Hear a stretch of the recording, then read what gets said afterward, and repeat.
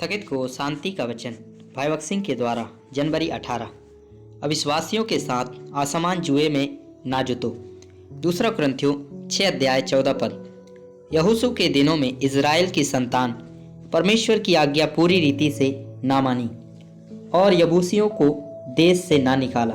बिन्यामीन के लोगों ने इन लोगों को पानी भरने और लकड़ी काटने के लिए दासों के रूप में अपने साथ रहने की अनुमति भी दी।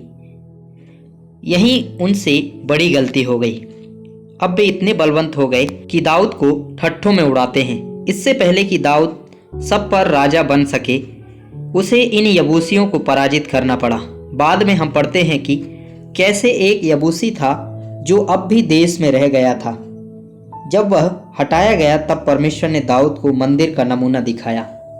दूसरा सामुएल 24 अध्याय 15 से 25 पद। दाऊद ने उस समय अपने राज्य में लड़ने वाले पुरुषों की संख्या की गणना करने के लिए अपनी बुद्धि का इस्तेमाल किया था। शक्ति के लिए परमेश्वर के वचन पर निर्भर रहने के बजाय उसकी आंखें सैनिकों की संख्या पर लगी थी। इस कारण परमेश्वर उसे खलिहान में ले आए। वही स्थान मंदिर का स्थान बन गया जिसे सुलेमान ने बनवाया था। तब सुलेमान ने यरूशलेम में मोरिया पहाड़ पर यहोवा का भवन बनाना आरंभ किया, जहां यहोवा ने उसके पिता दाऊद को दर्शन दिया था। उस स्थान में जिसे दाऊद ने यबूसी ओरनान के खलिहान में तैयार किया था।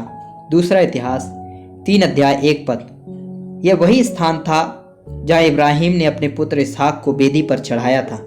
इस प्रकार इससे पहले कि दाऊद पूरे राज्य का राजा बन सके, सभी यबूसियों को देश से पूरी तरह से निकाल देना पड़ा। ये यबूसी उन मनुष्यों के विषय में बताते हैं जिनका नया जन्म नहीं हुआ है। वे संसारी लोग हैं।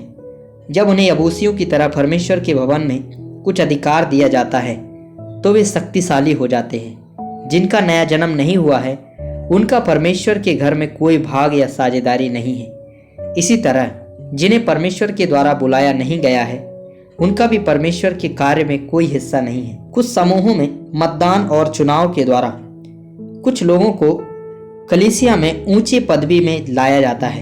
यही कारण है कि उनके बीच आत्मिक बांझपन है। यबूसियों को यरूशलेम से बाहर निकालने के लिए परमेश्वर को बल का प्रयोग करना पड़ा। हालांकि उन्होंने दाऊद का मजाक उड़ाया, फिर भी परमेश्वर ने दाऊद और उसके आदमियों को उन्हें जीतने और उन्हें बाहर निकालने में मदद की। यबूसियों को निकाल देने के बाद वह धनी होने लगा और बढ़ता चला गया, और दाऊद आगे बढ़ता गया और बड़ा होता गया, और सेनाओं का परमेश्वर यहोवा उसके संग रहा। दूसरा सामुएल 5 अध्याय 10 पद। यहाँ पर कहते हैं आगे जाता रहा और बढ़ता गया। यह पूर्ण विजय की बात करता है। इसलिए हमें यह देखना है कि कोई भी यबूसी हमारे जीवन में ना आए, ना तो दोस्ती में, ना शादी में या किसी और रिश्ते में। इसी प्रकार किसी यबूसी को परमेश्वर के भवन में कोई भाग ना दिया जाए।